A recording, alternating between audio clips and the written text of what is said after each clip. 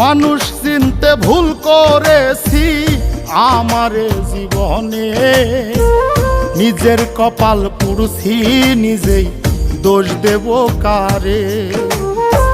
তাই তো নিজেই জ্বলছি হাইরে কাউরে বলি না, স্বার্থ ছাড়া একটা মানুষ খুঁজা পাইলাম না।